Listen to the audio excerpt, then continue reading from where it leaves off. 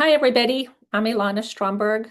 I'm the co-founder and board member of the Happy Lungs Project, and I'm a RET lung cancer survivor, like so many of you here today.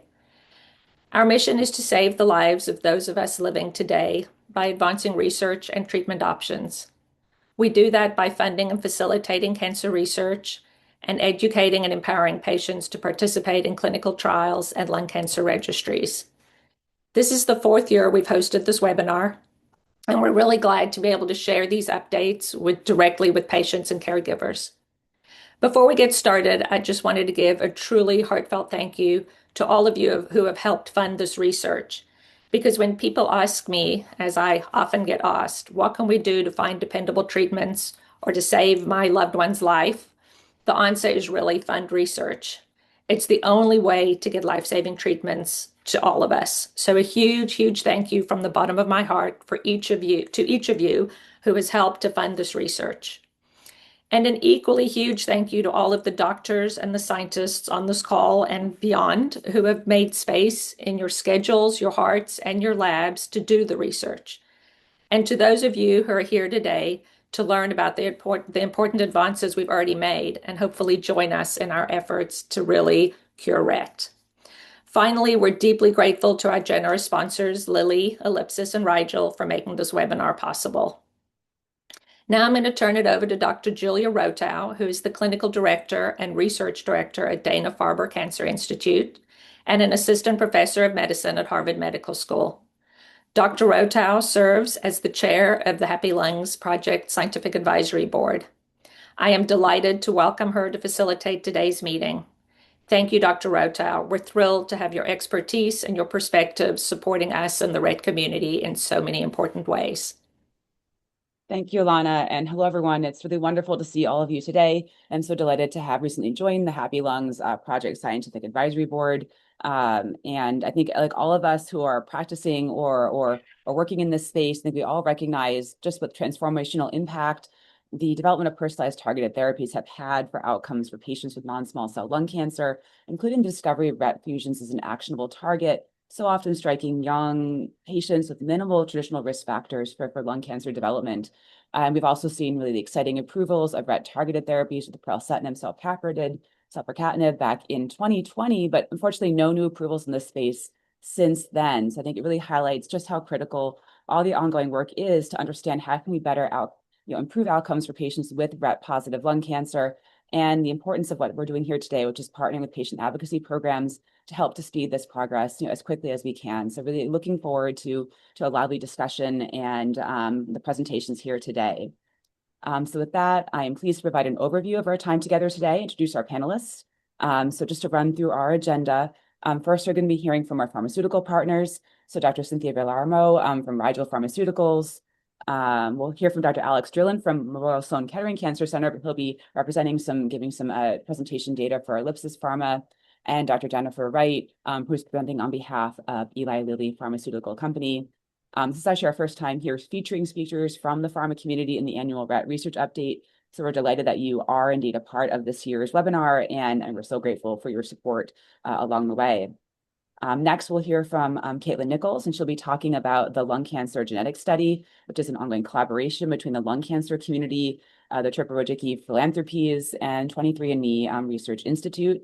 And then, of course, finally, we're going to hear from several researchers who are very active and productive in the RET-driven lung cancer space. We'll hear from Dr. John Haymack, who is professor and chair of thoracic and head and neck medical oncology at MD Anderson.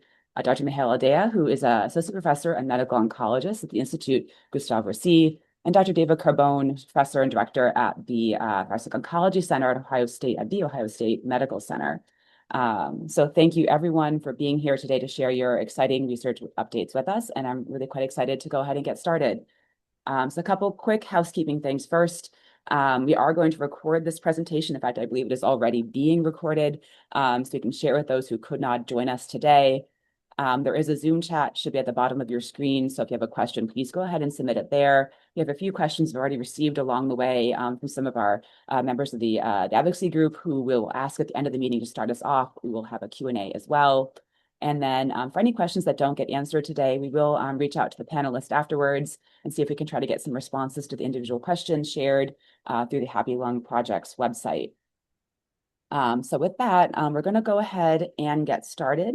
So I'm going to turn this over first to Dr. Cynthia Bellarimo from Rigel. It's all yours. Thank you. And I believe, are we sharing, am I sharing a screen or is there a slide deck that's already going to be? You're going to share it. You're going to Okay, do your own slides. got it. It's a Thank great you. question. To our other speakers, I will all share slides one after another. Perfect. Let me get this in presentation mode. Thank you so much. I am so delighted to be here and thank you so much for the invitation. I'm delighted to present the 2025 RET Research Update for Rigel and Pipeline. My name is Cindy Villarimo. I am a Senior Medical Science Liaison with Rigel. And just to give you an idea on who Rigel is, we are a fully integrated biopharmaceutical company that was founded in 1996, and we're based in South San Francisco, California. For many years, Rigel was solely a research focus dedicated to developing and providing therapies that significantly improve so let me just improve the lives of patients with hematologic disorders and cancer. So currently, we are a commercialized company that is supporting 3 FDA-approved targeted therapies, and also we do have development programs ongoing in hematology and oncology. So moving on into just going over Rigel's pipeline, we do have 3 commercialized products shown here. It's Tavalisse, or also known as fostamatinib. It's indicated for the treatment of thrombocytopenia in adult patients with chronic immune thrombocytopenia who have had insufficient response to a previous treatment. And also we have Rezlidhia, also known as olutasidenib, and this is a medication that's prescribed for treating adult patients with relapse refractory acute myeloid leukemia that do have a mutant IDH1 or are susceptible to an isocitrate dehydrogenase mutation. And then for today's talk, I'll be focusing on Gavreto or pralsetinib. And this is a targeted therapy indicated for the treatment of certain cancers caused by a rearranged during transfection genes. Specifically, it's approved for 2 indications. One is in metastatic RET fusion non-small cell lung cancer in adult patients detected by an FDA-approved test, and also in advanced or metastatic RET fusion positive thyroid cancer in adult and pediatric patients age 12 years and older who require systemic therapy and are radioactive iodine refractory.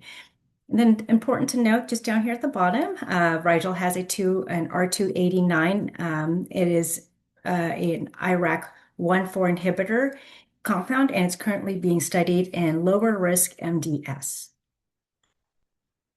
So what is Gavreto? Gavreto is a prescription medicine used to treat certain cancers caused by an abnormal rearranged during transfection, also known as RET genes, in adult with non-small cell lung cancer that has spread, or in adults and children 12 years age of older with advanced thyroid cancer or thyroid cancer that has spread who require a medicine by mouth or injection and who have received radioactive iodine and did not work or is no longer working. And also important to note that your healthcare provider will perform a test to make sure that Gavreto is right for you. Here's the study that actually led to the FDA approval for pralsetinib or Gavreto. This molecule was studied across different lines of therapy in patients with certain RET-positive cancers. It was called the ARROW study, which was a phase 2 study, open label, multi-center, and the patients were given 400 milligrams once a day until progression or toxicity. The population of patients that were on the study had to have a RET fusion positive solid tumor, and all had to be an ECOG performance of 0 to 1. And you can see here in the center that there was a broad enrollment for non-small cell lung cancer, thyroid cancers, and other solid tumor cancers. If you look at the top in the orange box, you can see that there were 281 patients that were either previously treated with platinum chemotherapy or they were treatment naive RET fusion positive non-small cell lung cancer. And in fact, both of them had a RET fusion. They're RET fusion positive metastatic non-small cell lung cancer on the study.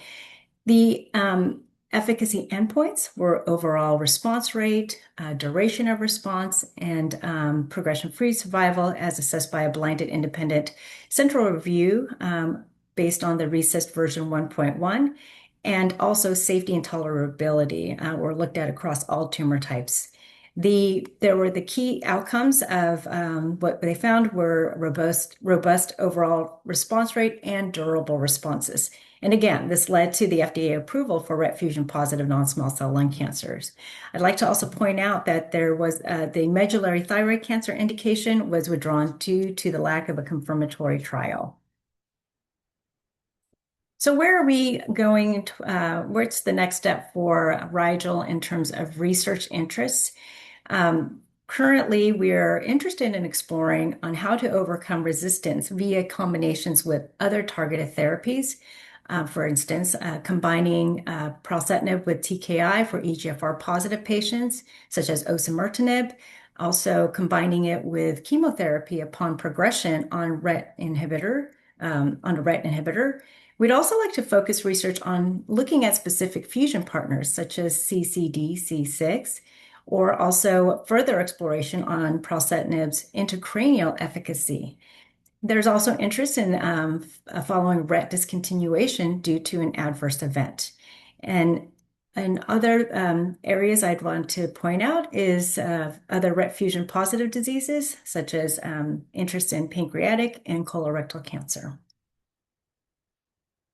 So now this brings me to some data that was presented recently looking at biomarker testing patterns and turnaround time. So there has been you can see on the left, there has been an increase in the number of biomarkers tested, and not all non-small cell lung cancer biomarkers are tested in routine clinical practice. We just wanted to mention that. However, in 2011, this study shows that there were 2 biomarkers that were tested per patient, and it has increased over time. They show that in 2023, there were 6.8 biomarkers tested per patient, and 80% of those were ALK or EGFR testing. However, still 50% of all 8 biomarkers are being tested. So not all 8 are routinely being tested. And then when you look at the right, the study shows that there is a turnaround time that plateaued to about 20 days, so about 2 to 3 weeks. And expert recommendations are recommending a turnaround time for 2 weeks. So just to point out that in the NCCN guidelines, they recommend pralsetinib as an NCCN category 2A preferred first-line treatment option for RET fusion positive metastatic non-small cell lung cancer. And pralsetinib is the preferred or a preferred treatment option for RET fusion positive metastatic non-small cell lung cancer when 1, RET fusion is identified prior to the first-line treatment, or 2, RET fusion is discovered during first-line systemic therapy. At that point, it should be interrupted, and the current therapy should be interrupted, and the patient should be started on pralsetinib. So continuing on in this theme, I wanted to also share that there was a retrospective chart review that was conducted among U.S. physicians. And the reason for this chart review was to understand and determine treatment patterns and outcomes in the real-world setting for patients with RET-positive fusion non-small cell lung cancer. So we gathered data there was data that was gathered after collecting 82 charts for pralsetinib and 80 charts for selpercatinib. This data was gathered and it also included patient baseline characteristics, reasons for choosing the treatment, and efficacy outcomes. The preliminary results that were shown here is that there were still approximately 30% of patients with RET-positive fusion non-small cell lung cancer still receiving chemotherapy or chemo plus immunotherapy. And this percentage was even more pronounced, as you can see down here below, in the community setting. So we do believe, based on the last 2 slides, that the delayed turnaround time may be possibly causing physicians to initiate systemic therapy or other alternative therapies prior to a targeted therapy. So this brings me to the last portion of my talk. In terms of mitigating any delayed treatment for these patients, we do have a patient support program shown here. And there's several different options that will help you in terms of copay enrollment, free drug supply coordination, patient assistance program, and navigate through cost, prior authorization, and other sorts. You can contact, this is a program called Rigel One Care Support, and you can contact anybody at Rigel One Care Support at 1-833-RIGEL-OC, or simply go and visit rigelonecare.com. And also, there are forms that you can download that your healthcare provider will need to fill out. And then the next slide, which is my last slide, shows more examples of patient support programs that can be found at rigelonecare.com. You can see here free drug supply, copay assistance program, and patient assistance program. So thank you so much. Thank you, Dr. Villarmo. I appreciate that talk. And then we're also next going to hear from Dr. Alex Drillen. He's a thoracic oncologist at MSKCC, and he'll be presenting some slides showing some updated data from the Ellipsis study. Thank you. I'm Dr. Drillen. Go ahead. Thank you, Dr. Rotow.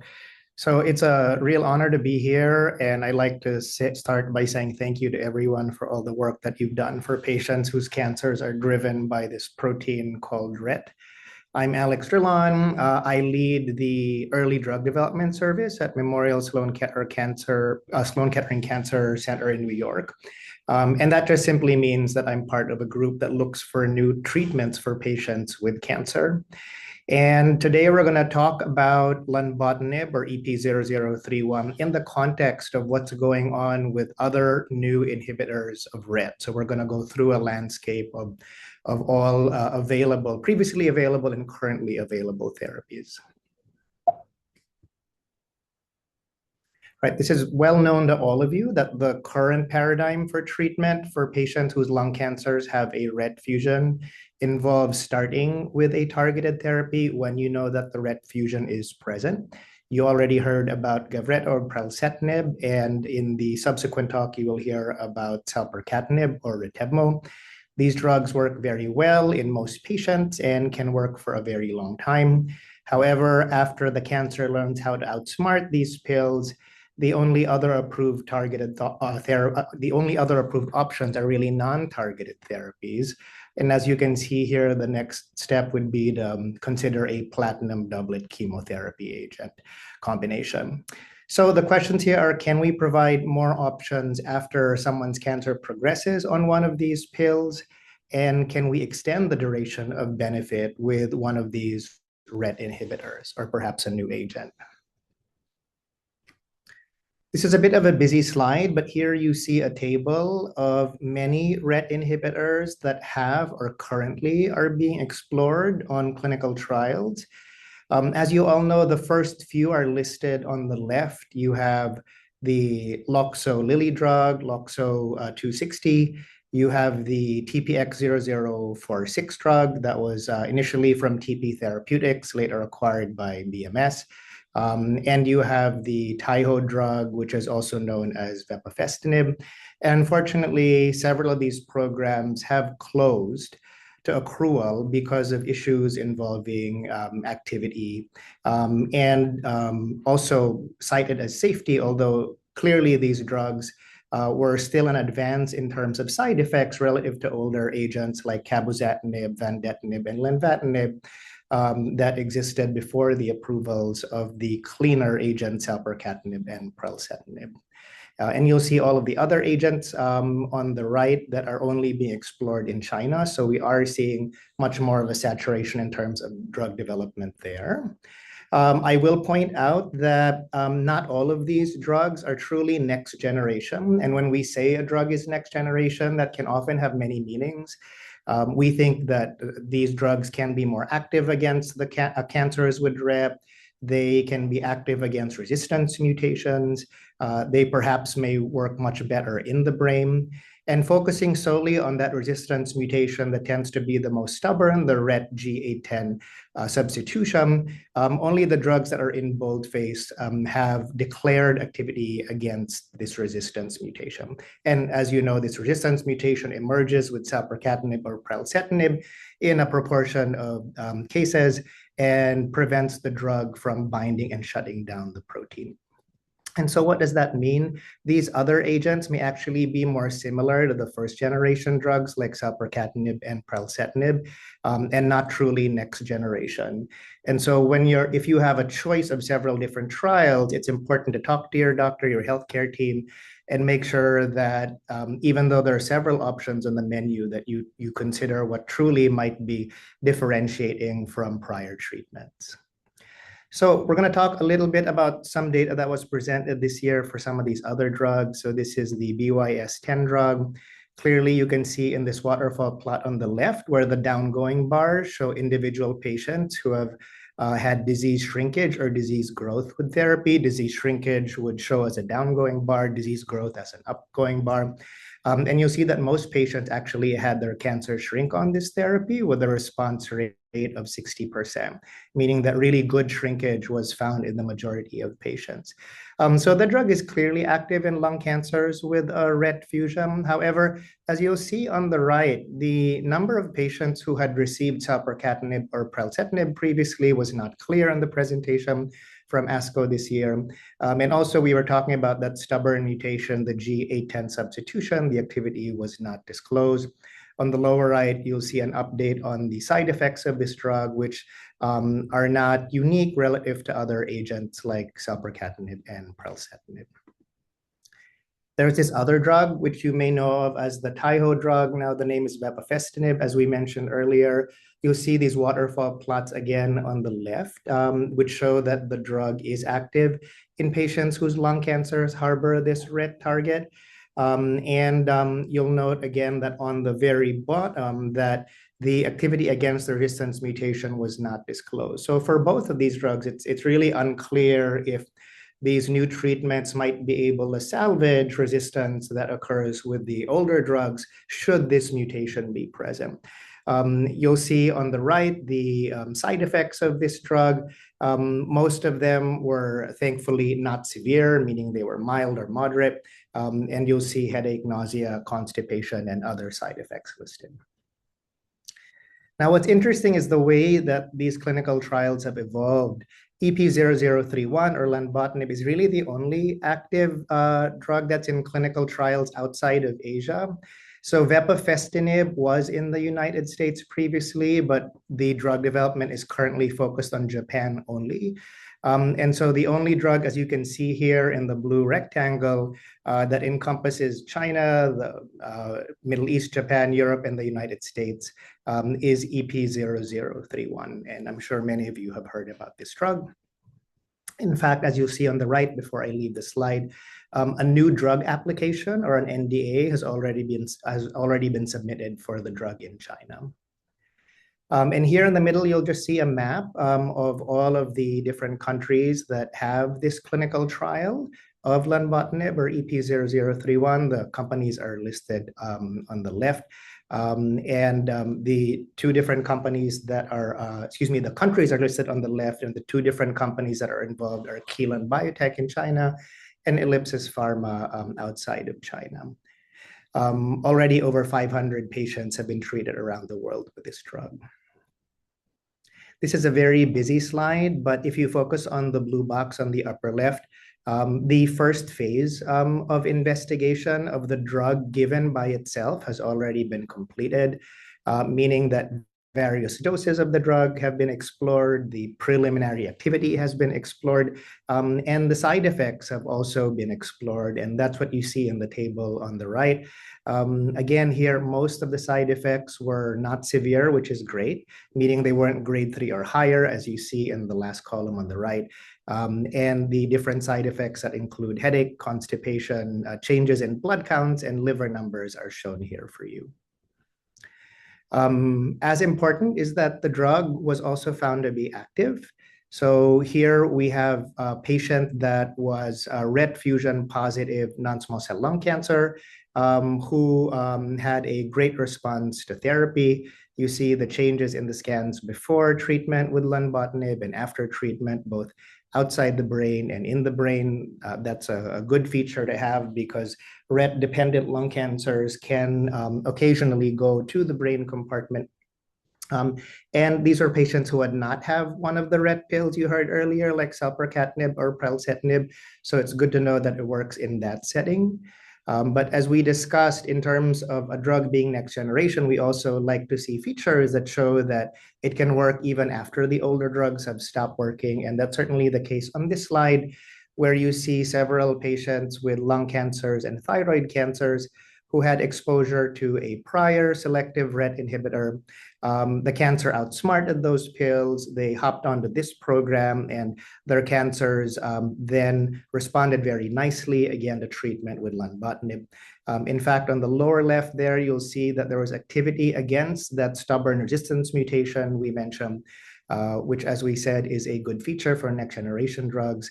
And all in all, at the doses of 60 milligrams and 90 milligrams, the likelihood of very good response or objective response rate was more than 40%, and more than 80% of patients had good control of their cancer. So where is the program going? As you can see here, beyond the first phase that was completed, the drug continues to be explored by itself. But given data that we'll talk about in a second, it also is being explored in combination with chemotherapy. So you had that in one of the first slides where a platinum doublet is a standard of care, say carboplatin and pemetrexed that's typically given. And both of these cohorts are accruing patients who have never had a RET inhibitor, and also patients who have already had a RET inhibitor previously. And what is the rationale for combining this pill with chemotherapy? Well, certainly we've mentioned that resistance can occur to older drugs, and the mechanisms of resistance can be very diverse. And so that means that it might not be very easy for all targeted therapies to work after the acquisition of resistance because things are so heterogeneous. These drugs, we and others have shown, can be very sensitive to platinum and pemetrexed. And we've seen good activity in the laboratory when you combine chemotherapy and a RET inhibitor. One of the other things I'll say about resistance is that very curiously, unlike in other cancers, say with ALK or NTRK fusions, in cancers with RET fusions, the likelihood of acquiring a resistance mutation is fairly low. So you see that here, where in the pralsetinib and the selpercatinib data sets, 1 out of 10 or less than 1 out of 10 patients' cancers will acquire this mutation. And so what that means is that we're skeptical that outside of this context, that another pill will have an extremely high likelihood of working by itself. And the last thing I'll say is that we already have proof of concept in lung cancer with another driver called EGFR, where we know that if you compare in patients that have never gotten any therapy before for their advanced cancer, if you compare targeted therapy, a single targeted therapy pill by itself versus targeted therapy with chemotherapy, as you can see in this graph, the blue represents the combo and the gray represents the targeted therapy pill by itself. You see that the combination beats the single pill in terms of how long patients can remain on therapy. So you see a prolongation, not just of time on treatment, but also it certainly improves survival. And so this is currently a standard of care. For my last slide, you'll see here that this may really alter how we treat lung cancers with a RET fusion. And so in the future, if someone has received selpercatinib or pralsetinib, perhaps the next step would be to do a RET tyrosine kinase inhibitor with chemo. But as we've seen in the previous slide, this might be the first thing that we reach for in patients who have never had treatment for advanced disease, where you do a combo of both. And with that, thank you very much for your attention. Thank you, Dr. Drillen, for that great talk, taking us through where we stand right now in novel RET-directed therapies. Next, we're going to go ahead and we'll hear from Dr. Jennifer Wright, who is here with Lily to give us an update. Thank you. And this is Amy Lynn. While Jenny is pulling up the slides, I'll go ahead and start with an introduction. We appreciate the opportunity to be here today and again want to add our voice to the chorus of voices for not only the chance to be here, but for the incredible work that this whole community does. It's not often that clinical drug developers like myself get the opportunity to be on a call with so many patients and really appreciate that. So by way of introduction, I am Amy Lynn. I'm a vice president of clinical research at Eli Lilly and Company, and I'm joined here today in this discussion with Jennifer Wright, who is an associate vice president. Both of us spent many years working on the selpercatinib development, as well as Devin McGoldrick, who's an executive director of with patient advocacy. And so, Jenny, I don't know if you can pull up those slides. And while she's doing that, maybe I'll just frame the discussion today. Selpercatinib has been available for some time now. And so where we wanted to focus our discussion today was perhaps not sharing some of the data that perhaps that you have already seen and been aware of, but really spend some time highlighting a recent effort that we have made around the formulation to change from capsules to tablets. And we hope that that has a positive impact on patients across all of our indications. And I wanted to start on the next slide with a slide that was actually one of the very first slides that was shown as we were presenting data now several years ago, just outlining how important RET alterations are. And over the time, initially, we were, I think, very focused on patients with RET-driven non-small cell lung cancer and medullary thyroid cancer. But we recognized the importance of an agent that could target RET alterations across a variety of tumors. And so over the last several years, we've been very humbled to be able to have our approvals extend to patients with locally advanced and metastatic non-small cell lung cancer, with adult and pediatric patients of greater than 2 years of age, in patients that have medullary thyroid cancer or RET fusion positive thyroid cancer. And then perhaps most recently to adult patients that have solid tumors, including some of those here on the left-hand side of the slide that are driven by RET. But for this audience, I did just want to show one data slide and remind you of some data that we published in October of 2023 now on the next slide. This was the phase 3 study that I'm sure you're well familiar with that was comparing selpercatinib to the standard of care, which consisted of platinum-based chemotherapy, pemetrexed, and pembrolizumab. And in this study, we were able to demonstrate a significant improvement in progression-free survival from 11.2 months with the control to 24.8 months with the selpercatinib arm. But of course, we know that overall survival is of key importance. This study is still ongoing. We are still following patients for overall survival. Although I do want to have the caveat that we did allow crossover in this study, which may end up ultimately confounding some of our overall survival interpretations. So this was being published in October of 2023, but what we want to spend the rest of the time on is talking about some of the work that a group was working on within Lilly in our clinical trials material organization at that time, and in parallel that perhaps has not received as much of the highlight as these particular data, and to walk through kind of the timeline and some of the efforts that have gone into that work. I'm going to turn it over to Jenny. Thanks, Amy. And again, I'm Jenny Wright. I'm actually a pediatric oncologist by training, and have worked on the thyroid side of selpercatinib as well as the pediatric work. And so this next topic is pretty dear to my heart, as it is really applicable to the pediatric population. But we do know there are adults who can benefit from this this change as well. And that's really highlighting the formulation change that we've made and kind of pointing out what goes on behind the scenes in the change of the drug from a capsule to a tablet. So sharing a timeline here, didn't intentionally make it kind of look like a smiley face, but I like that it turned out to be a little bit smiley, as we're really happy that this has worked out. We think it's very patient friendly, essentially. So the development of selpercatinib overall has really been kind of remarkably fast in the grand scheme of things, in that the very first patient ever to take the very first dose which may have been Dr. Drillin's patient, I believe. That occurred in May of 2017 with the FDA approval, initial accelerated approval for our lung and thyroid indications coming in May of 2020. So just 3 years, really remarkable. And I think it speaks to a lot to the patients, right, who are willing to take that risk and enroll in those trials to test out a RET inhibitor before we all knew the success of selpercatinib and pralsetinib. So in 2020, we also sort of started recognizing that there were some disadvantages to the capsule, which was the drug was available, the formulation the drug was available in at the time. And I think we'll compare and contrast those on the next slide. And so we, in 2020, started all the efforts to convert into tablets. And as Amy mentioned, in summer of 2023, the lung trial, the phase 3 trial read out as positive. So I wanted to sandwich that there in the middle. It's kind of the nose of the smiling face for this population.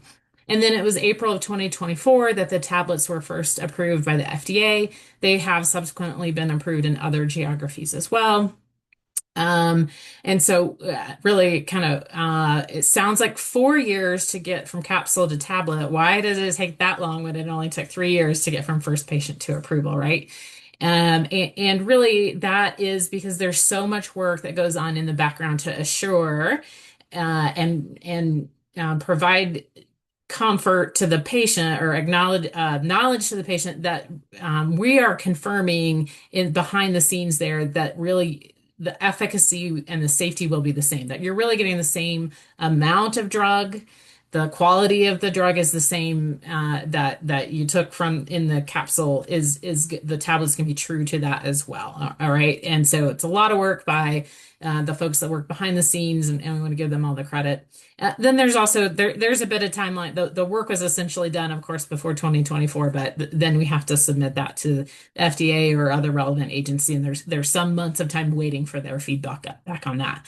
So that is the timeline. And then it was also key to have that tablet work done really to get our pediatric approval, right? Those of you who have taken the capsules in the past can think about a child swallowing those and see how that might not really work very well. And so really getting these tablets into the commercially available was key to also having our pediatric approval, which then followed very shortly thereafter in May of 2024. And so, again, some of you have lived in the before and after probably and seen both of these, but for those who haven't, and I say what's changing, it's in the US, I believe this change is almost completely, if not completely taken place, but in other countries around the world, we're kind of working through the process and getting tablets out to folks. You can see these are pretty close to real size. Maybe not 100% to scale, but you can see the comparison is accurate in that the capsules, the two sizes of capsules that were available, 80 milligram and 40 milligram, are all bigger than all the strengths of the tablets that are available. And so it just ease of swallowability is the first obvious thing. You can also see that when we have the capsules, we only had two strengths, the 40 milligram and 80 milligrams. So patients on the approved dose of 160 milligrams or 120, depending on where you are and your body weight, have to take at least, if they're on the 160 milligram twice daily dose, that's four capsules a day, 2 in the morning and 2 in the evening. Whereas with the tablet, now there is a one tablet for whatever possible dose that you could be on as a patient, 160, 120, or if you're a kid and need a smaller strength, or if you've had a dose reduction for some reason, the 80 and 40 milligrams are still available. And so we were really happy to, we know that taking these for the long term, that a lot of patients are on them is no fun, but we are happy to provide some, hopefully, again, more user-friendly features to this. And again, just thinking about, the day-to-day, how does this help? Smaller number of pills that anyone has to take. The tablets, that physical size is smaller. And then again, as doses may change either as a kid is growing and they grow into a different dose, or if a patient has to dose reduce for some reason, there's a little more flexibility in terms of, again, one tablet for whatever your dose is. So we're pretty happy to share. I think this has gone over pretty smoothly. Devin, if you want to sort of chat about the feedback that you've heard in this transition, that would be great. Sure. Devin McGoldrick, I have the best job at the company. I get to do advocacy relations, which means that I get to work with organizations like Happy Lungs and oftentimes get to meet the people who ultimately take our medicines. And so we just wanted to sort of wrap this up in sharing two quotes that we had received after folks in the US had made the transition from the capsules over to the tablets. And this is really what it's all about. We want to make this an easy experience for folks, and we hope that it is. I love the part, it seems like less of a thing. That's the best feedback we could get, that maybe your experience with us is pretty boring and not a distracting part of your day. And so we just are always grateful for the feedback and want to thank everyone, as Jenny said, who makes all of this possible. That's it for us. Great. Thank you so much. And thank you, Dr. Wright and Dr. Lin. And really nice to see some patient-friendly evolution and formulation there. So now I am delighted to introduce Caitlin Nichols. She's the Science Program Manager for Tripper Philanthropies. And she's going to share with us the latest about the lung cancer genetics study. Caitlin, it's all yours. Think of about 10 minutes if that works for you. Yeah, that's perfect. Thank you so much. I'm really glad to be here today. Thanks so much to the Happy Lungs Project for the invite. It's really wonderful to hear about all these exciting updates in RET-positive lung cancer research. Like Dr. Rotow mentioned, my name is Caitlin Nichols. I'm a program manager at Troper Philanthropies, which represents the private family foundation of Susan Wojcicki, the former CEO of YouTube, who unfortunately passed away of HER2 positive lung cancer last year. And her family has been giving in lung cancer for some years now and is providing the support, both financial and administrative, for the lung cancer genetics study that I'll tell you a little bit more about today. So for those of you who may not have heard about the study yet, I just wanted to provide a quick overview. This is a collaboration between Troper Philanthropies and 22 different lung cancer advocacy organizations, including the Happy Lungs Project and 23andMe Research Institute, and I'll share more about that here in a minute. The goal of the study is to understand more about how genetics influence lung cancer so that we can work to improve risk reduction, early detection, and hopefully at one point treatments. And activities for the study include genotyping, meaning analyzing heritable DNA from people living with lung cancer through a saliva sample, surveys that collect information about things like diagnosis, biomarker testing, treatments, things in the environment you may have been exposed to, family history, and additional optional activities, for example, connecting de-identified information from medical records or biomarker testing reports. The de-identified data can then be shared with qualified research collaborators like scientists and clinicians on this call via a secure scientific database. Investigators undergo a rigorous application process, and we have patients that will be involved in helping us review those research applications and providing feedback to help us make sure that we're providing information to the researchers on what will be most meaningful to the patient community. You can learn more about the study here at the study's website at 23andme.com/lung-cancer. So one update I wanted to share, you may have seen on the previous slide that the logo for 23andMe is a little different than what you may have seen in the past.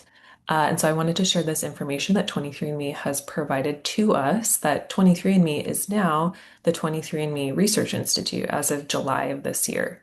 So what is the 23andMe Research Institute? It's a nonprofit medical research organization founded by Anne Wojcicki, who's the co-founder of 23andMe and also happens to be the sister of Susan, who, as I mentioned, is the former CEO of YouTube and is the family foundation that we work for. And the Research Institute is dedicated to enabling genetic discoveries by bringing scientists and non-scientists together to tackle diseases like lung cancer. You can learn more about the Research Institute specifically at its new website here, 23andMeResearchInstitute.org. So one question that participants or potential participants in the study may have is, what does this change mean for my data or my research participation? And the 23andMe Research Institute is committed to protecting the privacy of research participants. It follows the same research standards as before, is regularly reviewed by an independent ethics board, and is run by the same dedicated team. So I'm working with the exact same scientists and other team members that were helping us to run the study previously. 23andMe has also told us that they'll continue to work to ensure privacy policies are strong and that research participants are protected. And so the team at Troper-Wojcicki Philanthropies and on behalf of 23andMe, we're both proud and excited to continue to work together with the lung cancer community to advance this important study. We think that this change is really exciting and will allow for additional partnerships and research now that 23andMe is a nonprofit. So for folks who may be wondering who's eligible to participate in this study, anyone who is 18 years of age or older, lives in the United States, and has ever been diagnosed with lung cancer is eligible. And the way that this works is, if you haven't been part of 23andMe in the past, if you meet the eligibility criteria, you'll receive a 23andMe Health and Ancestry Kit at no cost. If you, for some reason, have already been part of 23andMe, if you meet the eligibility criteria, you can still participate. And if you need an upgrade to their new genotyping technology, or from the Ancestry Service to the Health and Ancestry Service, that will be provided at no cost as well. So why is this important? We think that participating in research like this could contribute to several long-term goals. First, better understanding of the role that genetics and lifestyle factors play in lung cancer can help researchers to potentially identify risk factors that impact patients and their families. Thank you so much. It's possible down the line that learning more about the link between genetics and lung cancer could eventually help in developing new therapies that could be more personalized to specific patients and their cancer. And if we understand more about risk, we may be able to take a step toward improving screening and identifying people who could be at risk of lung cancer earlier. So our goal is to grow the study to be 10,000 participants strong, and we are more than 10% of the way there, which is very exciting. More than 1,300 people have enrolled so far. So I just wanted to provide a quick snapshot of the first 1,000 participants. Nearly 3/4 of the participants are women, and you can see that while the largest age group is people between the ages of 60 and 69 when they were diagnosed, actually more than 1/4 of participants were diagnosed when they were younger than age 50. This is really important because this is an understudied portion of the population of people living with lung cancer. So we're excited to continue to try to capture the full diversity of people who have been diagnosed with lung cancer. What about RET-positive patients? We've had 16 patients with RET lung cancer join the study. This is of the about 400 participants who said that they had a tumor biomarker. You can see here that RET is here at 4%. And this comes out to be about 2% of all of the patients that have signed up, which is about in line with what we would expect based on how common RET mutations are in all cases of lung cancer. Some other study highlights. This fall, we presented a research poster at the 2025 World Conference on Lung Cancer in Barcelona, and researchers are now able to apply to access the de-identified data through this secure research platform.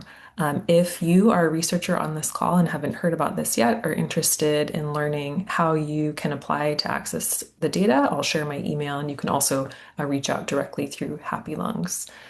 You can stay updated on our most recent progress through the 23andMe blog and by following our social media handles. We're either at Lung Cancer Genetics Study or LC Genetics Study. I just wanted to provide a thank you and an acknowledgement to our scientific advisory board, including Dr. Haymack, who's on the call today, that continues to guide us in how we can collect data that will be most valuable to help researchers answer questions that can make a difference for patients. And of course, thank all of our advocacy group collaborators, without whom this would not have been possible. We're so grateful for their feedback and guiding how we design the study and share more about it with the community. I'll close with a quote from Jill Feldman, who's a member of our patient advisory board. She said, "Studying the link between genetics and lung cancer can transform our understanding of risk and treatment. For the first time, the entire lung cancer community, patients, advocates, doctors, researchers unite to support this vital study." So here's information about how you can enroll if you're interested. The study website is, as I mentioned, 23andme.com/lung-cancer. Sometimes people ask, I've already signed up. What can I do to help? If you haven't returned your saliva kit, that's something that you can still do. Also, if you haven't been in your account in a while, you can log in and see if you have any new surveys. We do send out an annual survey to keep us updated. And there's also important surveys about history of tobacco use, exposure to environmental toxins, and other things that can really help researchers. And if you're interested in helping spread the word to your local community, either at a local support group or to your doctor's office, we're happy to provide recruitment materials that have been reviewed by an ethics board. And so feel free to reach out about that as well. Thank you so much for your time, and I'm happy to answer any questions in the chat or after the call. Great. Thank you, Dr. Nichols. And I know that the Happy Lungs Project is really quite proud to be a partner in this important work as well. Now we'll move on to the second portion of our webinar, where we'll have some presentations from some of our researchers who have joined us here today. So it's first off my pleasure to introduce Dr. John Haymack, who will start us off on this portion of the session. Okay, well, thank you, Julia, and I'd just like to start off by thanking Happy Lungs for funding this. This is an area that before and historically has been challenging to get funded, but because of this, Happy Lungs, we've been able to make a major investment in this and hopefully make some useful progress. Let me see, do we have the right view here? You did, but there we go. Perfect. Okay, great.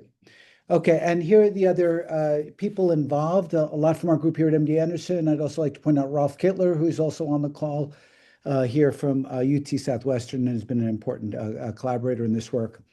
So, what we've aimed to do is start applying a lot of the tools that we've developed for analyzing oncogenes in preclinical models and really try to do a more thorough characterization of the differences between different RET fusions and the impact that might have clinically, as well as really comprehensively trying to understand drug resistance.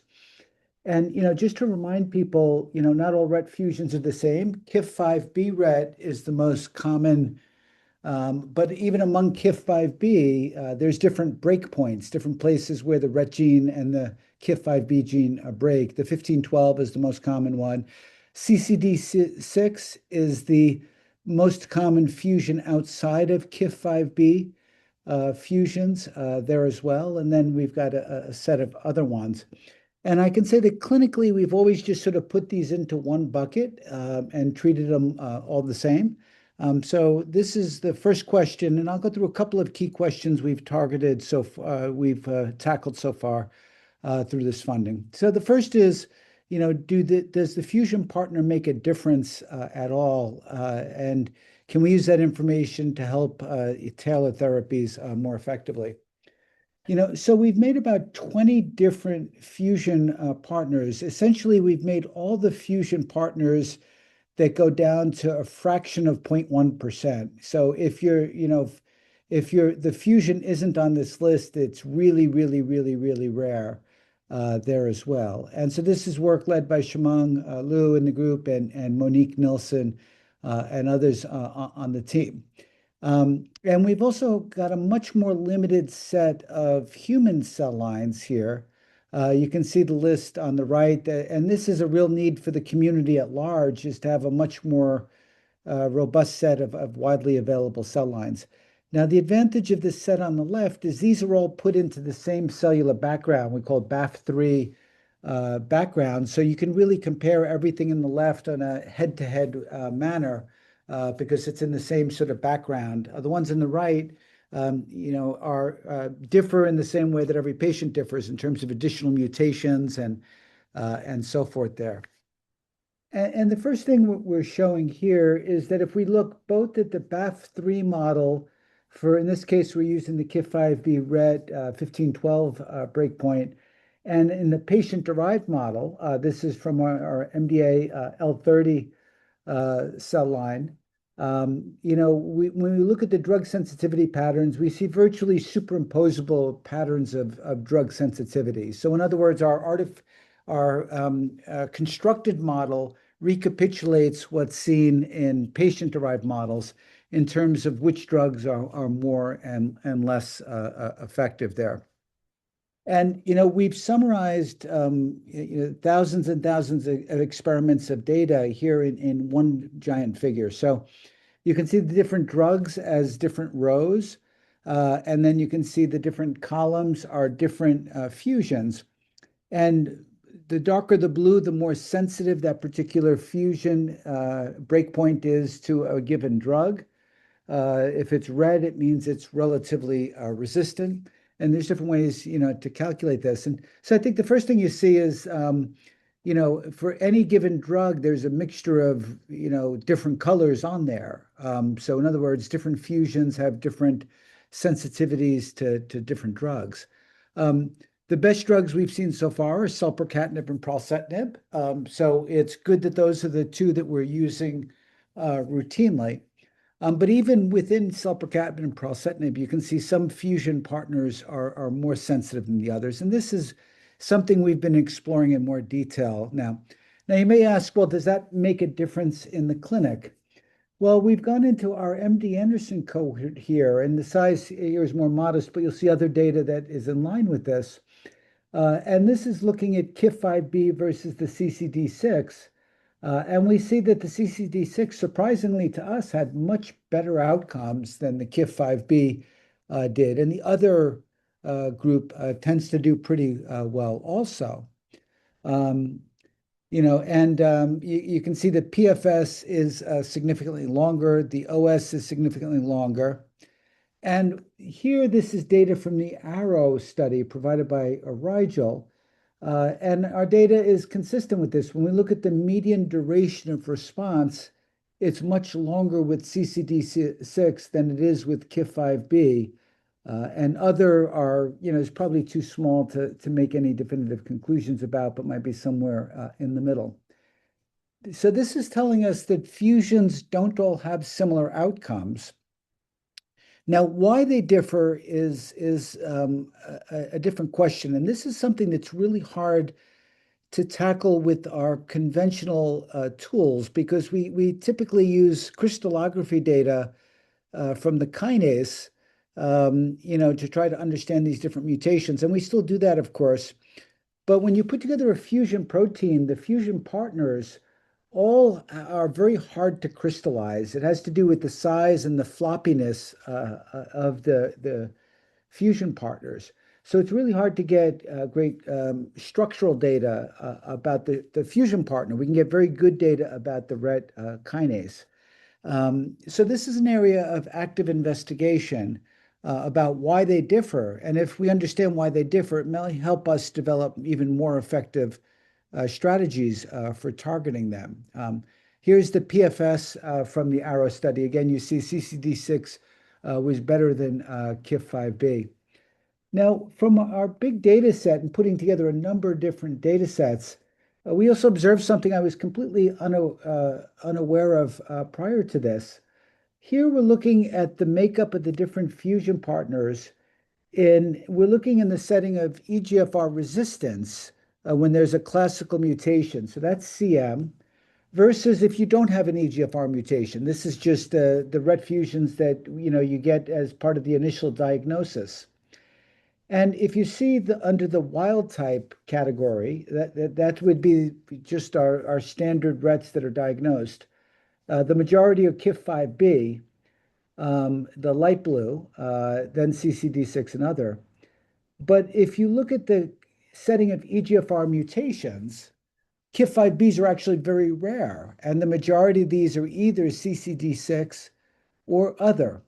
So there's something about the context of an EGFR mutation and drug resistance that leads to CCD6 fusions and other fusions arising, whereas in the setting of newly diagnosed disease, KIF5B arises.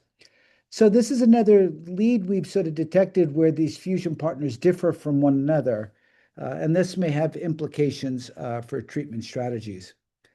Now, in the sake of time, I won't go into all the molecular details we're doing there about the different fusion partners, but let me dig more into resistance mechanisms. And we think of resistance mechanisms either being due to RET fusion mutations, and you heard from Alex Drillen before about the 810 mutations and the 804 mutations.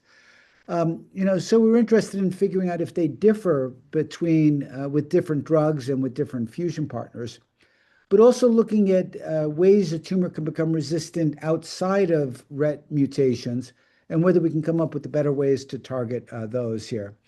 And I gave this example, before to Happy Lungs. For those familiar with the story of the Galapagos finches, as the theory of evolution was first being worked out, this took tens of thousands or hundreds of thousands of years to evolve, and eventually you could see as these birds went into different niches in the Galapagos Islands, they evolved these different beaks. But the question is, we don't have hundreds of thousands of years to wait and understand all the different types of resistance mutations that can emerge. So can we do this in a much quicker way? So Rolf Kittler here has developed and really refined this approach called lentimutate, where we use an error-prone lentivirus that inserts lots and lots of mutations, every time this copies itself. And we've used this lentimutate approach to essentially do what we call saturating mutagenesis, where we put mutations in every single site that a mutation can arise, more or less. And then we've looked to see which of those mutations can cause drug resistance. This saves us from just waiting for resistance to emerge or seeing what happens in patients where you're just going to have a much smaller sample size. And here I'm summarizing a lot of data, and Rolf and our team is putting together this manuscript, and I hope you'll all be seeing this soon. But we can see here that if we use the KIF5B RET fusion, the 1512 fusion, and then look at selpercatinib and pralsetinib, you can see on the right there are some common resistance mechanisms that happen with both selpercatinib and pralsetinib. And there's also some that are different from one versus the other. And we can see some of these mutations, if it arises to pralsetinib, say, selpercatinib could be effective or vice versa. So this has been very helpful for us. And we've actually had a couple cases where we've actually made the switch from one RET inhibitor to the other and seen evidences of responses. Now, the next thing we see is that if you look at the pattern of resistance mutations in a different fusion partner, in this case CCD6, we also see different patterns of resistance mutations arising to these two. And so we've gone back and taken all these resistance mutations and then put them back into the engineered models, confirmed which ones cause resistance to one or the other drugs. And now this is information that people will be able to use if these resistance mutations arise to see if other drugs might be more effective there.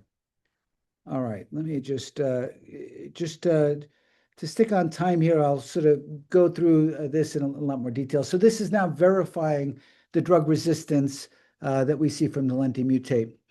Now, the last part, these kinases don't signal by themselves. They tend to signal as part of complexes that are together, as part of what we call these lipid rafts, or they often form these other type of complexes. So we wanted to understand what else RET was signaling with.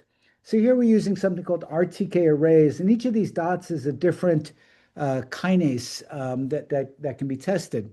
And if we take these cell lines, we see different RET cell lines have a little different pattern of which kinases appear to be turned on. And if we give inhibitors, we can see the intensity of these dots goes down. That means that the phosphorylation of those other receptors is being inhibited. And it tells you that RET is actually controlling the phosphorylation of these other kinases that are part of the signaling complex. And I'll summarize a lot of different data by saying the most consistent receptor tyrosine kinases associated with RET are EGFR and HER3. Those are two that are very well known to us. HGFR also goes down. That's otherwise known as MET. And we've got some other candidates that signal here as well. So in the setting of resistance, we also see EGFR and HER3 can be markedly elevated.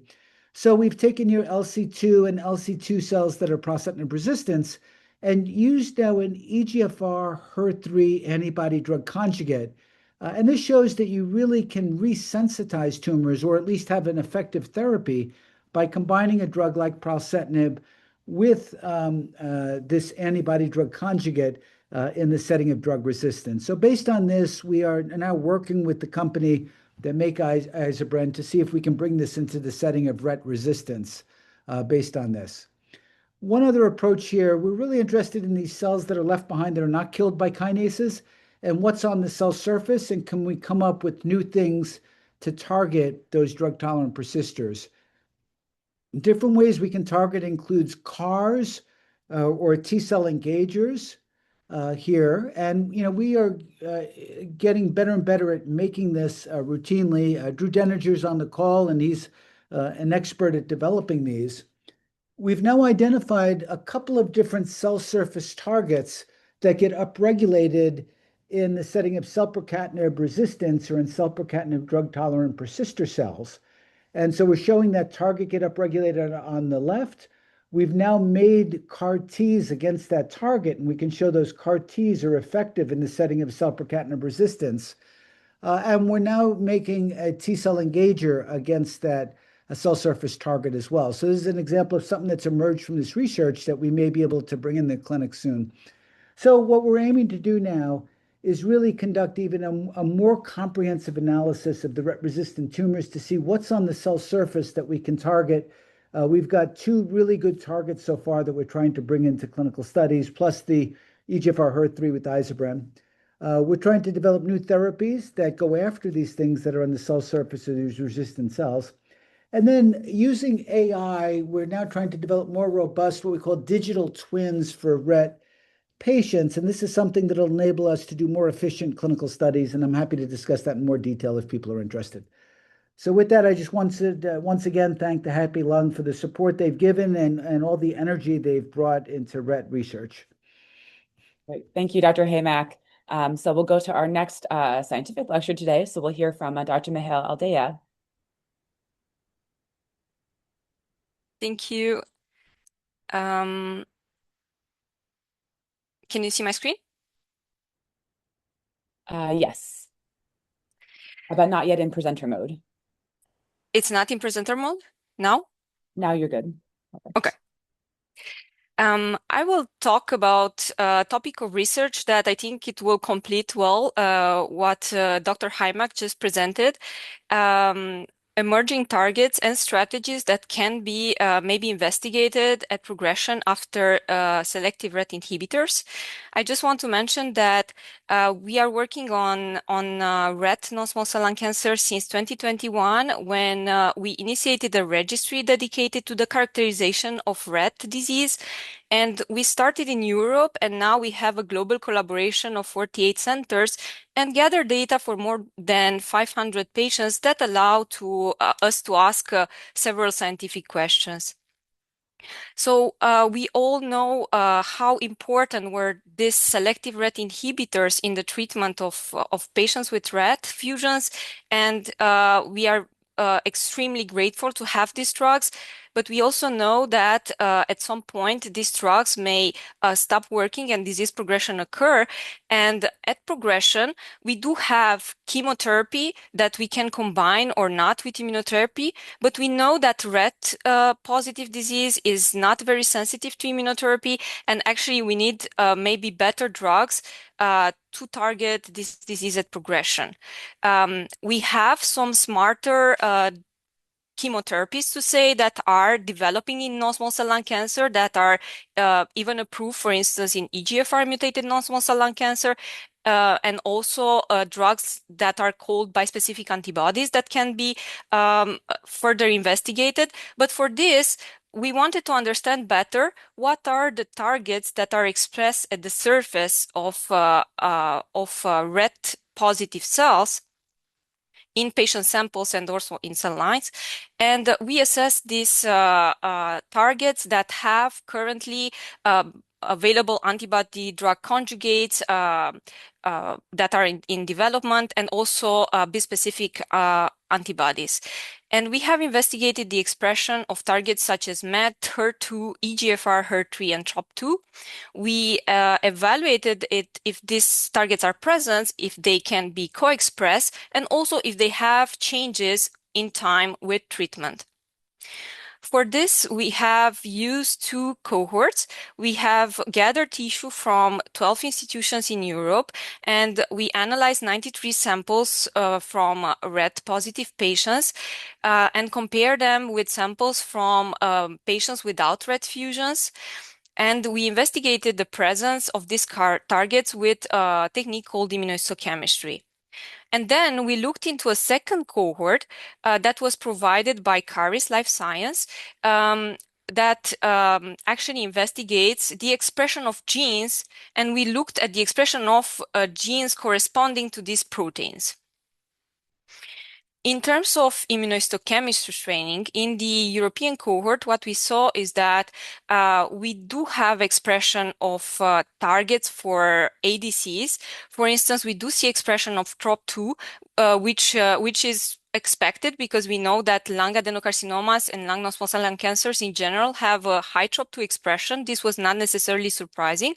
And we also know that we have ADCs in development in this topic. But what was a bit surprising was to see that we have a higher frequency of MET expression in these patient samples. And also this MET expression was higher in patients with RET fusion as compared to patients without RET fusions. And this we have confirmed it in immunohistochemistry and also when looking in the expression of genes. The next question was, can these targets coexist?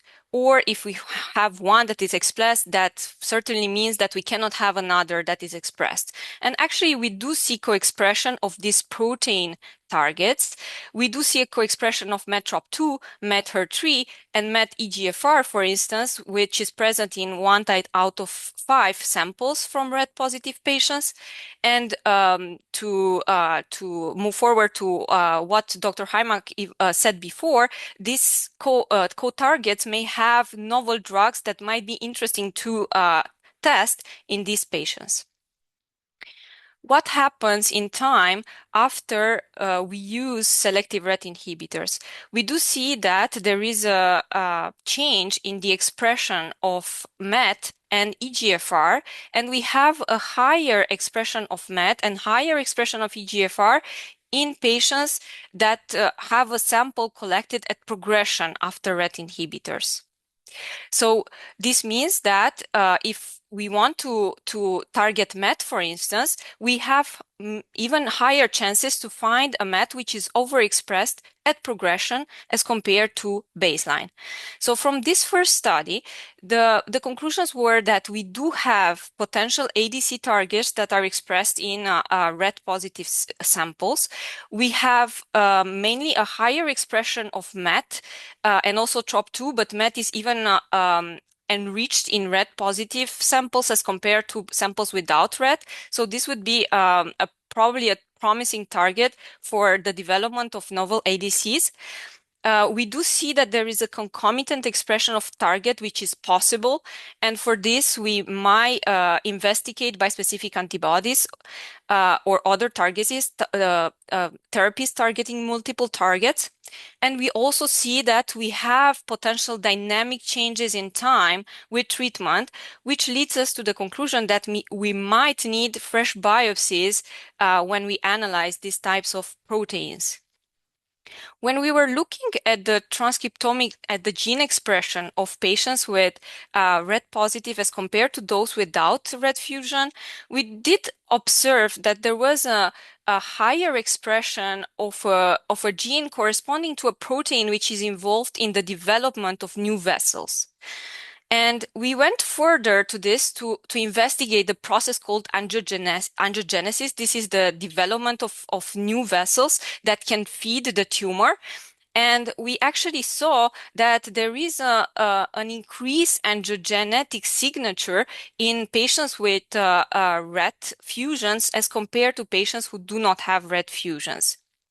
And we looked even further and we tried to understand if in samples taken at progression after RET inhibitors, angiogenesis is even further expressed. And we did indeed see that angiogenesis, so this signature of creation of new vessels, seems to be enriched at progression after RET inhibitors. And we also see some data of higher number of endothelial cells, the cells that create the blood vessels at progression after RET inhibitors. So we wanted to understand more in depth this process, and we also looked in cell lines. And here in this figure, in the first panel, you see cell lines that are sensitive to RET inhibitors. And here at progression, we have cell lines that are resistant. This is a cell line resistant to pralsetinib, and this is a cell line resistant to selpercatinib. And what is interesting here is that at resistance, tumor cells start to form some networks that mimic the creation of vessels. And we also see in Western blot analysis that proteins corresponding to this creation of new vessels are enriched, are highly more expressed in cell lines that are resistant to RET inhibitors. Then we tested an anti-angiogenic drug that is an old drug that we have for years in our clinics, which is called bevacizumab, in combination with chemotherapy. And we looked what's the impact of this combination in these cell lines and on this process called vasculogenic mimicry.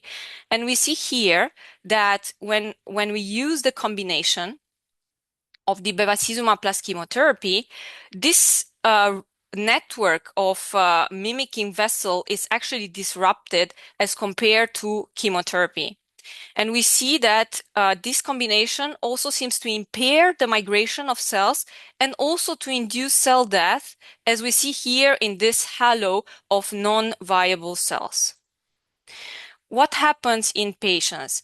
So for patients treated, here we did not have a lot of patients that received bevacizumab chemo after progression to RET inhibitors, but we did have a fair number of patients that received bevacizumab chemotherapy in the first line setting. And here we are comparing different treatments given in the first line.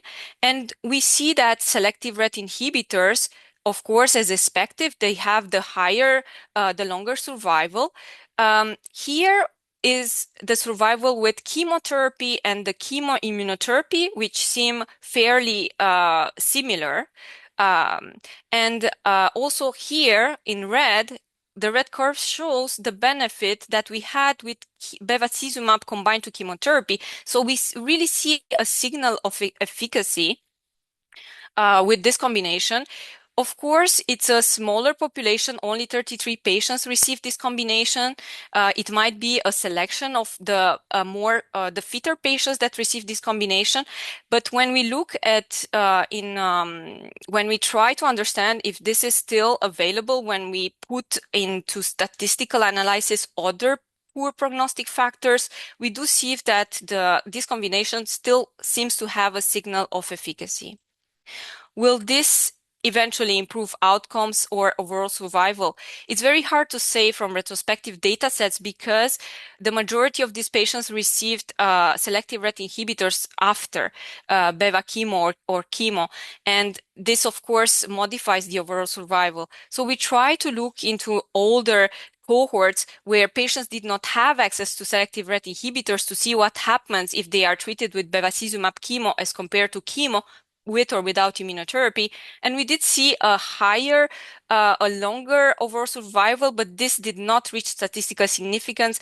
But of course, this is a very small data set that needs to be further investigated.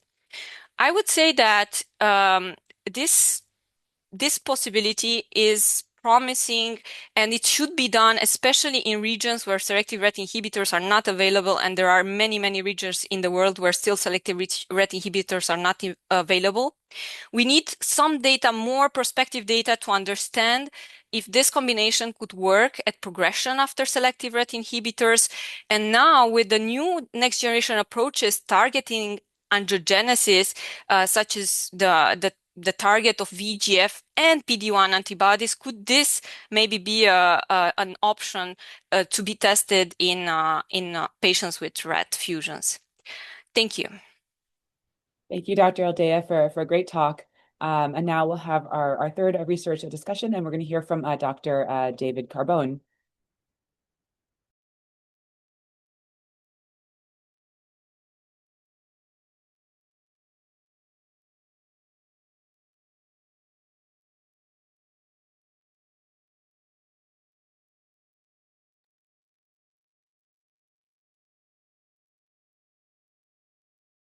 Dr. Carbone, I think you're on mute. Just for.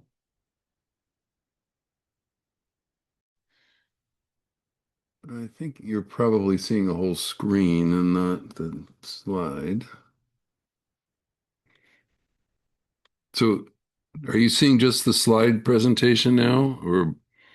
Yes, just the PowerPoint window. Okay, and do I need to swap screens, or is this okay? Are you seeing the regular slideshow view? No, I think you need to go to presenter view. It's still in slide sorter view. But it looks. Yeah.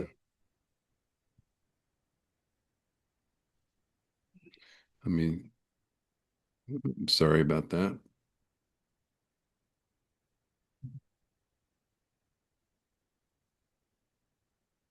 So what about now? Perfect. Okay. So now for something completely different. We have 10 minutes here.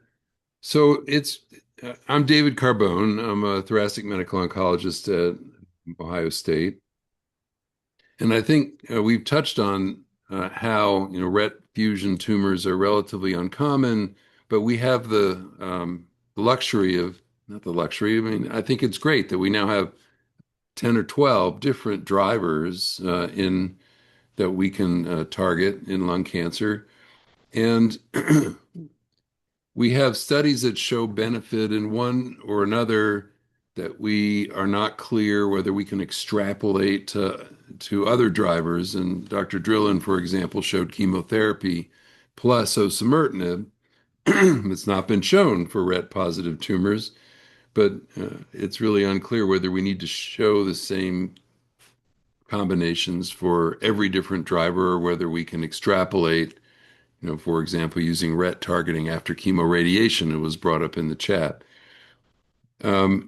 So I think it's pretty clear that some drivers are different than others. For example, KRAS is clearly different from other drivers, but I think a lot of the same themes apply to all the drivers, especially like the fusion drivers like ALK or the other TKI targets like EGFR. So I think what I'd like to focus on is how to improve outcomes for patients beyond TKIs that hit RET. So it's clear that getting better and better TKIs can result in better and better drugs. And the example is, in ALK fusion tumors of crizotinib, alectinib, and lorlatinib. But I think that there's a limit to how good your drugs can be, and that we need to look at other things. And so the first thing I'd like to just introduce to the group, I mean, did you see the slide change? You see the slide that says Research Consortium? Yes, yeah. And do you see my arrow? We Maybe I actually need can, to- yes. We're good. Okay. So John and Julia and I and the RET group have been kicking around the idea of a research consortium focused on RET-positive lung cancer. And this is really a proposal for a multi-institution open collaboration consortium facilitated by a coordinating center at MD Anderson, where a lot of work has been done already, as you've heard. And this kind of a consortium concept, I think, facilitates activation or termination of sub-projects within the consortium, as reviewed by a scientific committee. And this will facilitate coordination and synergy between these products working together rather than working on isolated projects and John making BAF3 cells with different fusions and another group, making cell lines. We could share these reagents and work together, as well as sharing patient samples and information. And we would have regular calls to discuss the projects. And some of the initial proposal ideas that we had was to look at locally ablative therapy in the context of RET, which is a more and more accepted approach in both immunotherapy and targeted therapy. Intermediate term using the existing antibody drug conjugates, for example, as we heard in the last talk, or some novel ones that John is developing and testing them across the consortium in multiple institutions instead of relying on accrual at a single place. But I'm going to talk a little bit about longer term potential targets. How do we improve things in the longer term? So I think that I can skip that slide. So the two things I'd just like to touch on, well, I have only 5 minutes. Maybe I'll get to mostly one. I think it's been clear that there's benefit to looking at antibody-based targeting of cell surface targets with both antibody drug conjugates and something called the bispecific T-cell engagers. Has made dramatic progress in small cell lung cancer, and we're seeing good signals with some of the existing antibody drug conjugates against known pan-cancer targets. But what our project is proposing to do is to do a systematic survey for novel protein targets. We also have done some work targeting these drug resistance persisters that was touched on. So let's start with the antibody target project. So um, I think we can skip that slide. So the hypothesis we're starting at is that there may be cell proteins that are useful for RET-specific targeting on the surface of a cell that are not currently known.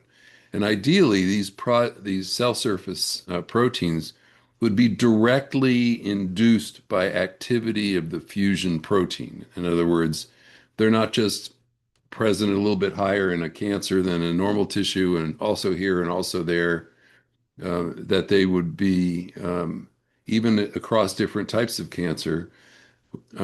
We'd like to see if there's anything that's induced directly by activity of RET fusion. And secondly, in a RET fusion positive tumor, are there specific targets that are induced in these drug resistant persisters that may not even be present in the original cell? So you have a RET fusion positive cell, you treat it with a TKI, something gets induced, that could be a good target for therapy.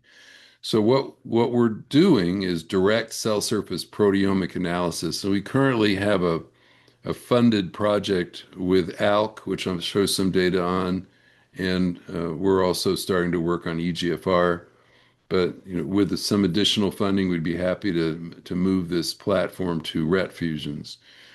So what we're using two different technologies, which I'll touch on, but aren't really important to look specifically at cell surface proteins, both in epithelial cells transfected with the data I'll show is transfected with ALK fusion variants,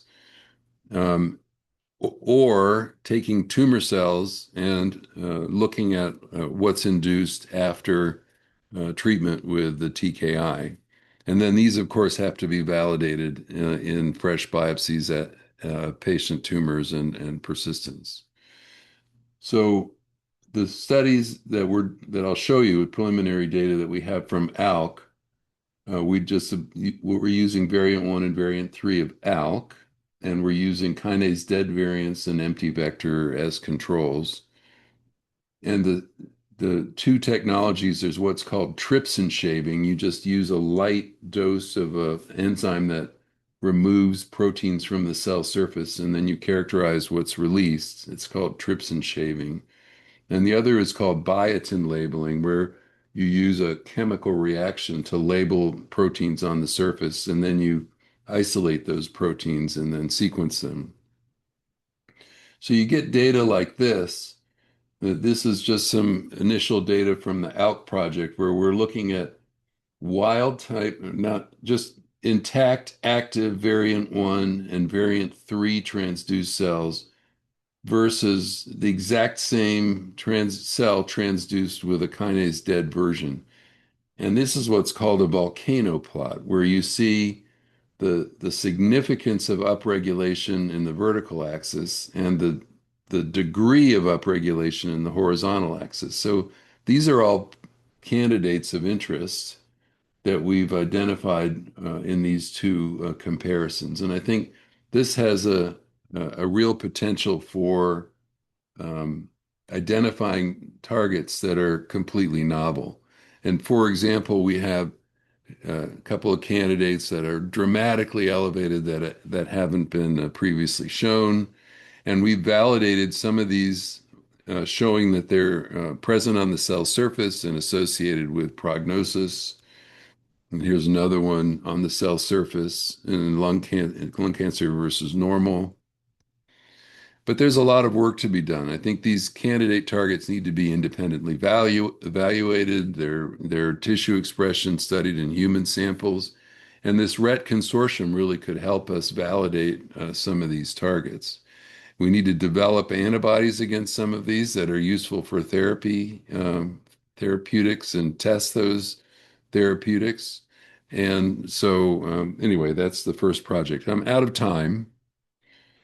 So maybe we can just, we are also looking at trying to target these drug-resistant persisters, and that's another aspect that I think is important, where you try to eliminate the cells when there's minimal residual disease that are just static here and waiting to develop resistance. And I don't think we need to go into details. I want to allow enough time for questions here. Is that okay, Alana? We just go to questions at this point? That sounds great. Thank you. Dr. Rotow has some questions ready to go.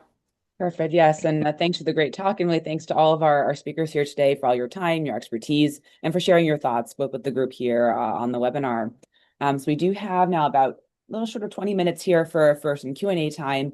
So we have a few questions that were sent in advance, and we'll run through a few of these. And we also have some wonderful questions in our chat. Feel free to keep adding them. I know that our speakers have also been addressing some of them in the chat along the way. And anything we don't get to, we'll, of course, get some answers out to folks either by email or through the Happy Lungs blog in the near future. So our first question for the group, I think we'll go to our physicians here and ask kind of the kind of first questions from a lot of the minds, I think, of our patients or the loved ones of our patients who are currently on our RET-targeted therapy like selpercatinib, pralsetinib. I might ask you, what do you see as really being the next step clinically today if you see someone in clinic who's having progression on one of these RET targeted pills.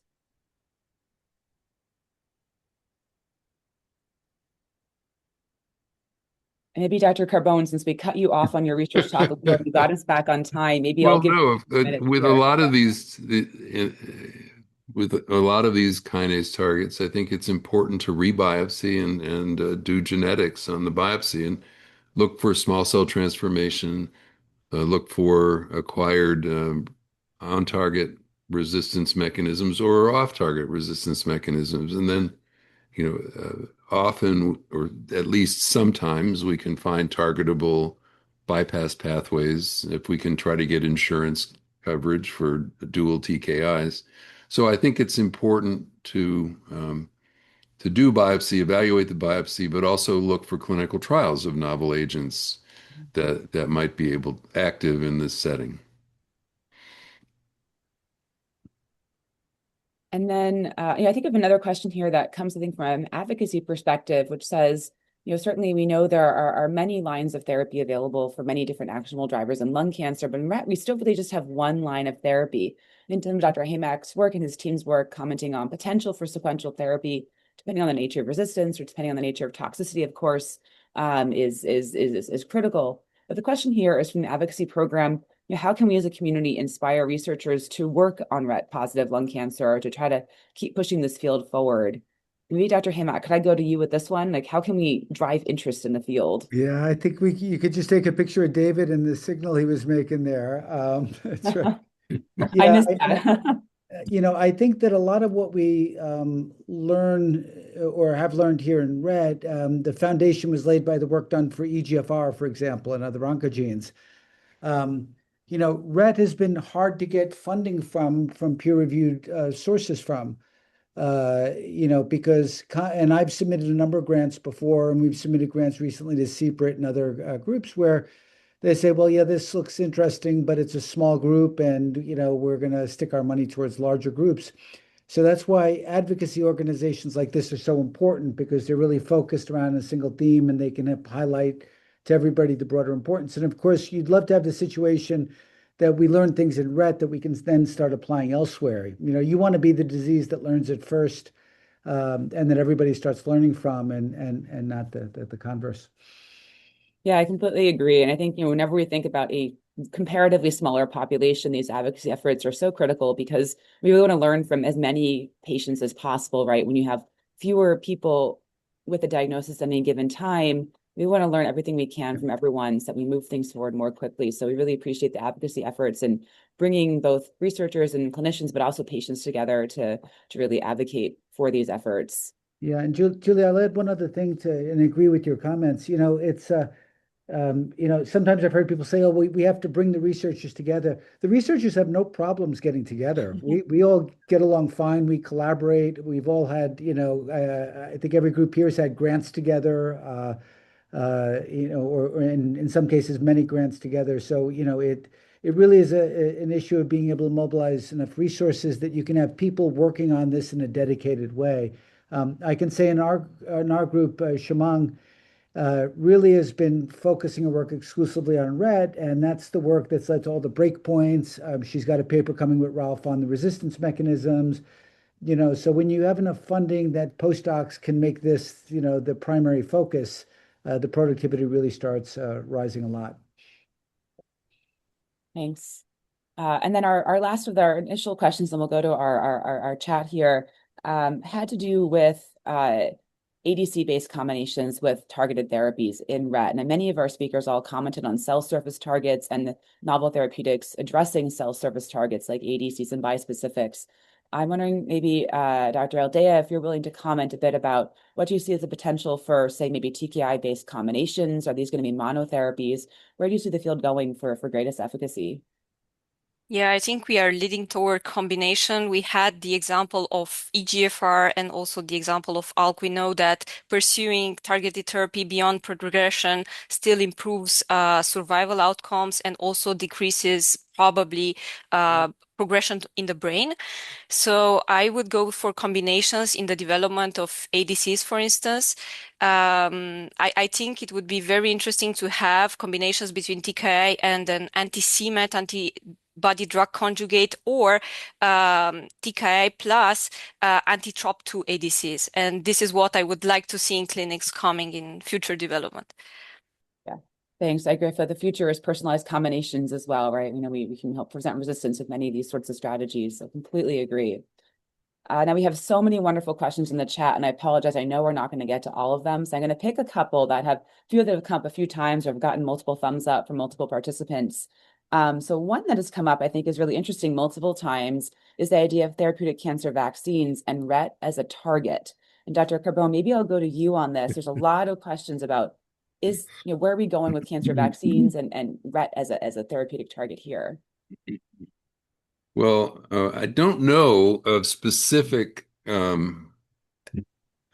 progress that's been made in targeting RET immunotherapeutically, but just in general, in theory, the theory has been around for a long time that novel protein structures within a cell can generate something that a T cell can recognize. And that's actually been shown for for P53, for KRAS, for other neoantigens that are present in the tumor but not in normal cells. The problem with detecting fusions or driver mutations is that there are very specific single alterations that are present in these cells. And and it turns out that the immune system is limited in the types of alterations it can see based on the inherited class 1 MHC pattern that a patient has. So a given mutation or altered protein may be effectively presented by one person's tumor, but not by another. And so we're just learning which patients may actually have the ability to respond, have their T cells respond specifically to the mutant epitope. Now, other problems with tumor cells is they often tend to have downregulation or other mechanisms of immune suppression.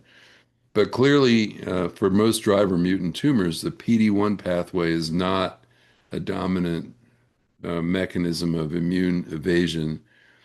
And we are finding that there are data in melanoma and lung cancer that we can target some of these mutant proteins therapeutically and show effects in people.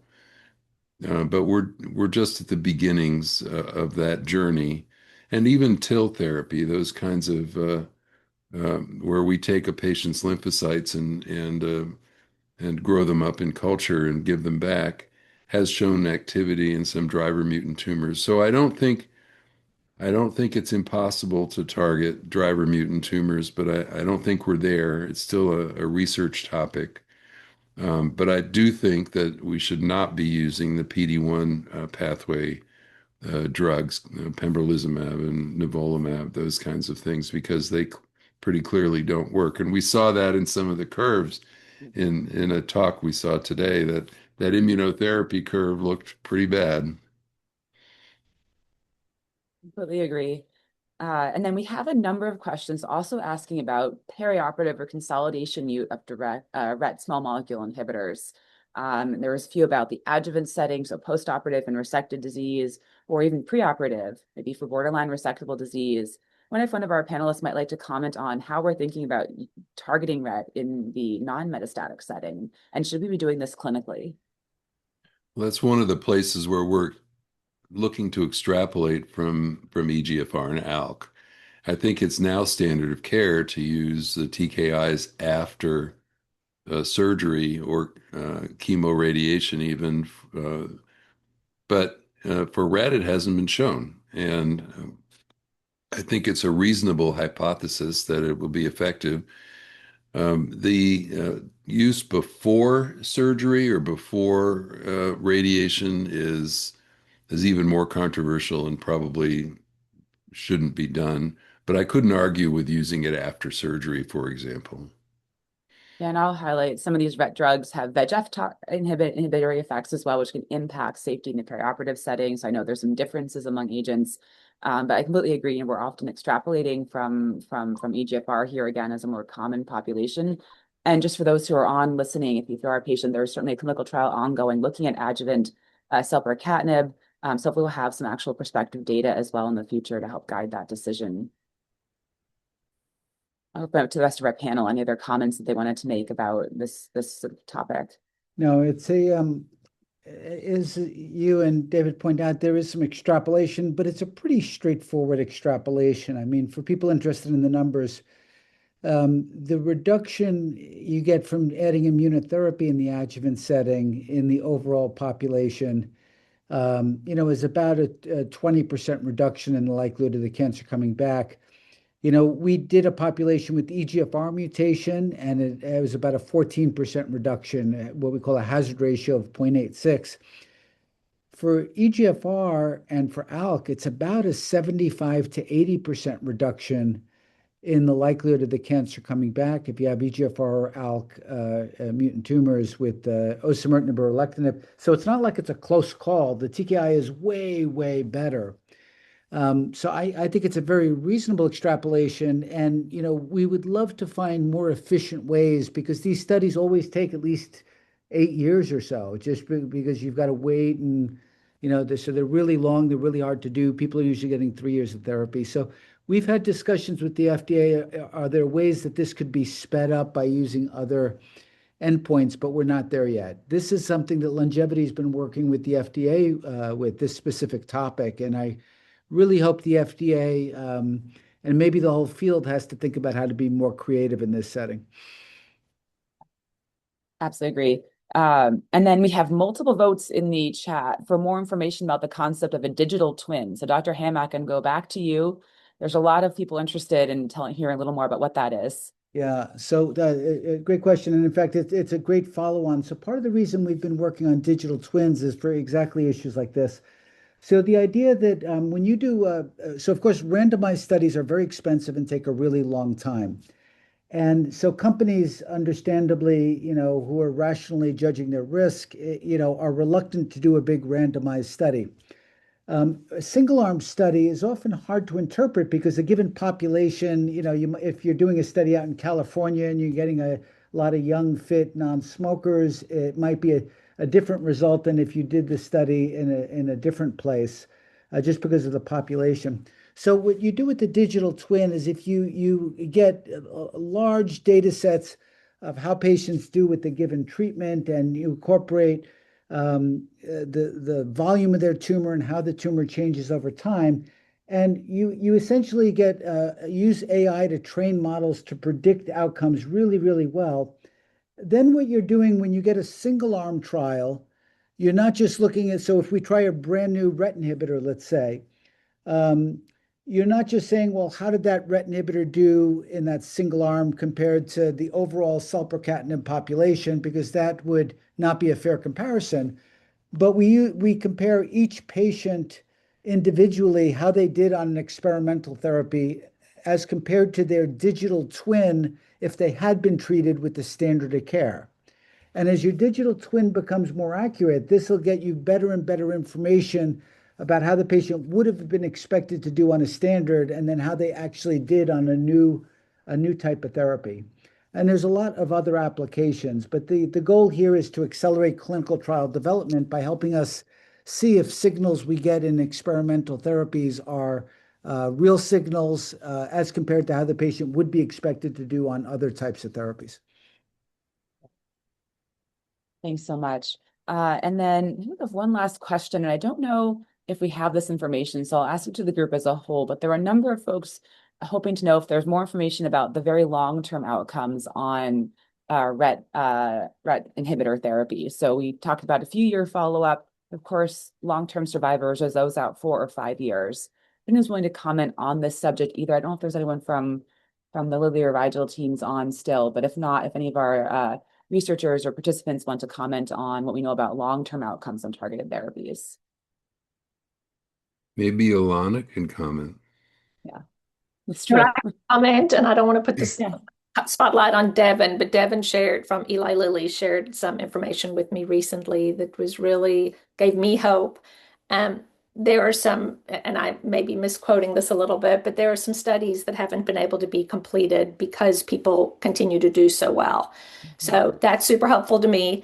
And I want to, I'm happy to share that I've been on selpercatinib since January of 2021. And thank God I am still doing well and stable and have no evidence of disease. So, to all of the patients on here, this incredible scientific community is incredible and, really is able to support us. And I'm here to answer any questions or help in any way I can. But we can do this. We're doing well, and we can do this, and we're making progress. And I think with that, because of the timing, let's wrap up. I really want to thank Eli Lilly, Ellipsis, and Rigel for making this possible. We're really so grateful for your support of the RET community. I also want to really thank everyone who attended today and all the presenters. We'll post a recording of today's webinar to the website, and you'll receive a follow-up email in the link next week. And thank you to everybody who has already helped fund this life-saving research. Truly, the research only happens because we donate. The scientists are willing to make space and time in their labs to do the RET research, but they need funding. So as you consider your end of year giving, please use this QR code or look in the follow-up emails and give at whatever level you can. We'd love $1 million donations, but $25 donations also help. Every single one makes a difference. So please give as you can so that we can move this research forward and find dependable treatments and save our own lives. Thank you again for joining us today. To everybody, have a great rest of your day, and I wish you all a healthy holiday season and a year full of stable scans. I'm thankful for each and every one of you, and the Happy Lungs Project is here to support in any ways we can. Thank you all.